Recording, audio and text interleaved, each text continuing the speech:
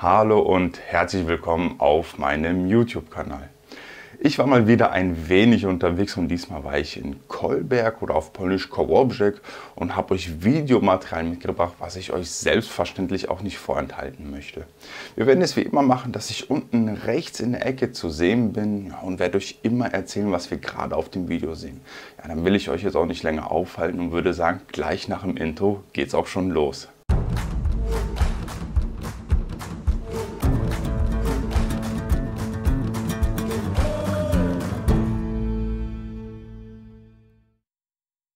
Ja, und hier fangen wir auch im Prinzip an, ja, die Aufschrift Kolberg. Unser Apartment war wirklich 1-2 Minuten Fußweg vom Leuchtturm und Hafen entfernt und ja, unser Rundgang fängt auch am Hafen an, wo die Touristenschiffe sind, wo man dann diese ganzen Schiffsfahrten machen kann. Ich denke, jeder, der in Kolberg war oder die meisten, die werden sicher diese Schiffsfahrten gemacht haben. Wir sehen jetzt ja auch gerade, so eine 45 Minuten Schiffsfahrt kostet ca. 55 Zloty. Für Kinder ist das, glaube ich, ermäßigt für 50 Zloty. Und wer den Kanal noch nicht abonniert hat, kann das auch gerne machen. Damit würdest du meine Arbeit wirklich sehr unterstützen. Ja, und hier haben wir auch schon den Leuchtturm. Für mich persönlich einer der schönsten Leuchttürme, wenn nicht sogar der schönste Leuchtturm an der Ostsee in Polen. Die Neuerbauung war zwischen 1946 und 1948. Ursprünglich wurde der 1899 erbaut. Ja, und wer mir auch auf Instagram folgen möchte, da schmeiße ich immer hin und wieder ein paar private Bilder rein. Der kann das auch gerne machen mit Schnufinski on Tour. Ja, und neben dem Leuchtturm gehen wir jetzt an der Promenade. Also die Kolberg besteht aus 2 Promenaden. Wir haben einmal hier die Promenade, die wir jetzt hier gerade sehen, die quasi direkt am Strand ist, und wir zeigen auch noch gleich weitere Bilder von einer anderen Promenade, die ein bisschen weiter weg ist, aber auch sehr schön. Das Wetter dieses Jahr war nicht optimal, muss man auch zugeben. Es war jetzt nicht dieses typische Strandwetter, aber es war, wie man auch sehen kann, angenehm, und man sieht auch schon, der ein oder andere läuft vielleicht auch mit einem Pullover rum. Es waren sogar teilweise Leute, die mit so einem Sommerjäckchen unterwegs waren. Deswegen. Aber ansonsten war das eigentlich sehr schön. Genau. Auch viele Straßenkünstler haben wir an der Seite. Genau, das ist ein Denkmal zur Vermählung Polens mit dem Meer. Ursprünglich, glaube ich, wurde die Prozedur 1920 durchgeführt. Nach Ende des Zweiten Weltkrieges wurde die Prozedur auch nochmal wiederholt. Ja, genau. Jetzt machen wir hier einmal eine 360-Grad-Drehung im Prinzip der Promenade und am Ende der einen Seite der Promenade. Dann genau, haben wir hier auch die Mollo, sehr schöne Mollo auch. Am Ende der Mollo ist auch ein Café, wo man dann sich reinsetzen kann und Kuchen essen kann oder Kaffee trinken kann. Eintritt zur Mollo kostet 7 Zloty. Ich meine, das sind umgerechnet vielleicht 1,50 in Euro, jetzt 1,50 Euro ungefähr. Ist aber auch eine sehr saubere Mollo. Ja, sehen wir auch schönes Wetter. Hier haben wir ein Restaurant, was ich persönlich sehr empfehlen kann, Piranha. Mir hat es da sehr gefallen, sehr geschmeckt. Ich weiß nicht, wenn jemand schon mal von euch in dem Restaurant war, kann er es mir mal gerne hinterlassen. Würde mich mal, eure Meinung dazu würde mich mal interessieren, wie ihr das findet. Und auch neben dem Piranha-Restaurant haben wir hier sowas wie so einen kleinen Minimarkt, ja, wo man auch das ein oder andere gefälschte Produkt kaufen kann, sowas wie diese Fußballtrikots und alles. Und hier sehen wir auch ein paar Souvenirsachen. Ja, genau. Ich weiß gar nicht, vielleicht kann mir das jemand von euch sagen, ist das hier sowas wie dieser, was immer viele Leute im Internet schreiben, dieser Polenmarkt, wie man das nennt. Ich weiß nicht, wie man das, viele nennen das, glaube ich, Polenmarkt. Ja, also für mich ist das, weiß nicht, ich würde das vielleicht eher mit einem Trödelmarkt vergleichen. Oder, ja. Genau.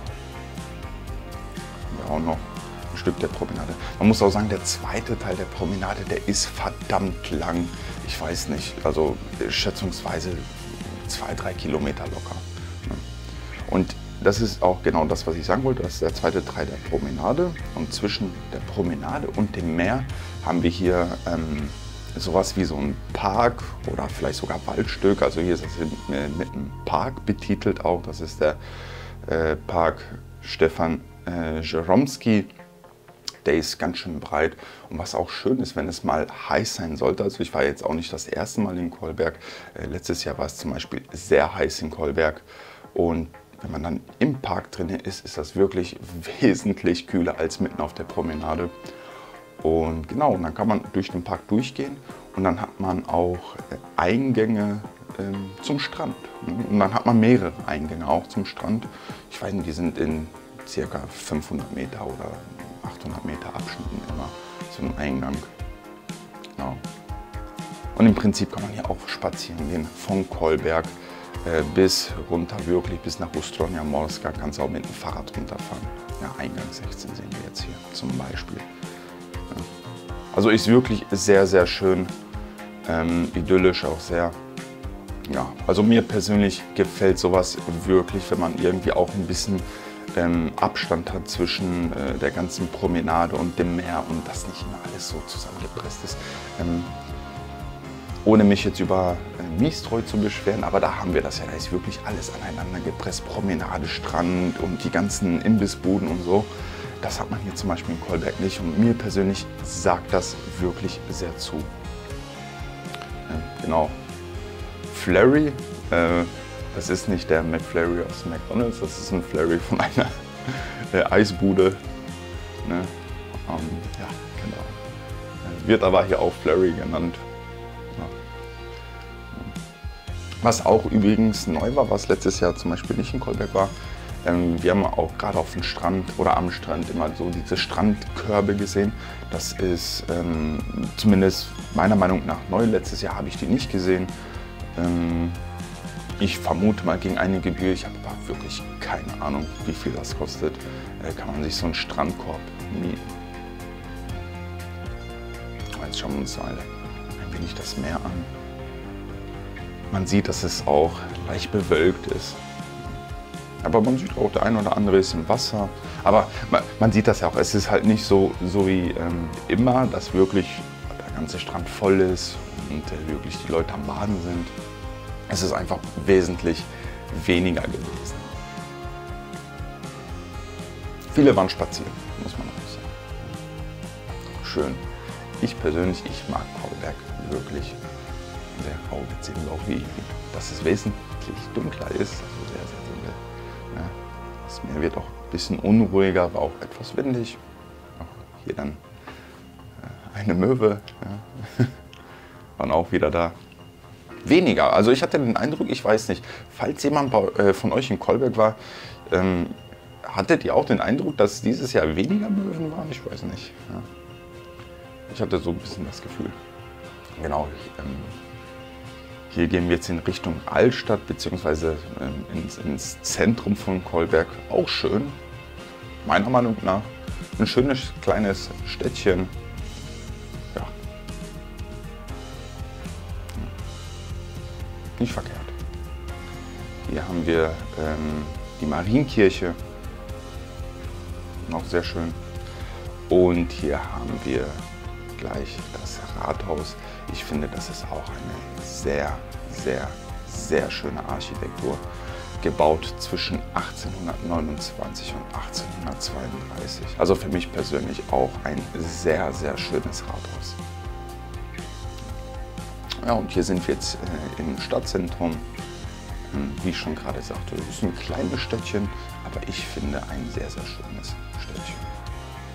Ich glaube, hier kann man sich auch Apartments mieten. Also man sieht ja hier die Balkons, die zur Stadt rausgehen. Wo ich da war, habe ich sehr viel Deutsch sprechen gehört. Also ich vermute mal, dass gerade dort auch sehr, sehr viele Touristen sind. Ja, hier haben wir den Fluss Parese. Ich hoffe, ich habe es jetzt richtig ausgesprochen. Nagelt mich bitte nicht fest. Ja. Auch sehr schön. Schönes Bild. Sehr schönes Bild. Ja. Und hier habe ich dann eine tolle Aufnahme gemacht. Wir sind gegangen und da waren ganz viele Tauben, die sind von hinten geflogen nach vorne. Sehr schön. Ja, vielen Dank fürs Zuschauen. Und ja, wie schon gerade auch erwähnt, bitte liken und abonnieren nicht vergessen, falls ihr das noch nicht gemacht habt. Damit würdest du wirklich meine Arbeit sehr unterstützen. Was ich noch sagen kann, Kolberg ist wirklich ein sehr schöner Urlaubsort. Normalerweise zur Hochsaison sehr voll, sehr voll wirklich. Aber man muss auch sagen, Kolberg ist wirklich groß, wie wir das gerade gesehen haben. Man hat 2 Promenadenabschnitte. Einmal eine, die direkt am Meer ist, eine, die etwas, wie es auch im Video zu sehen war, etwas weiter weg ist. Dann hat man wirklich diesen ganzen Park, wo man wirklich spazieren gehen kann. Also selbst wenn es dort sehr voll ist und seine Ruhe haben möchte, hat man wirklich genug Platz, um sich auszuruhen, um wirklich mal vom ganzen Trubel wegzukommen. Ich bin jetzt, glaube ich, das 3. Mal hintereinander in Kolberg gewesen und es ist wirklich nicht ausgeschlossen, dass ich eventuell nächstes Jahr wieder nach Kolberg fahre. Also von meiner Seite her kann ich Kolberg wirklich jedem empfehlen. Es ist eins meiner, ich würde jetzt sagen, Top 3 Orte an der Ostsee im Bund. In diesem Sinne danke ich dir wirklich, dass du dir dieses Video bis zum Ende angeschaut hast. Falls du noch im Urlaub bist, wünsche ich dir einen schönen Urlaub. Bleib gesund und ja, bis zum nächsten Mal. Ciao.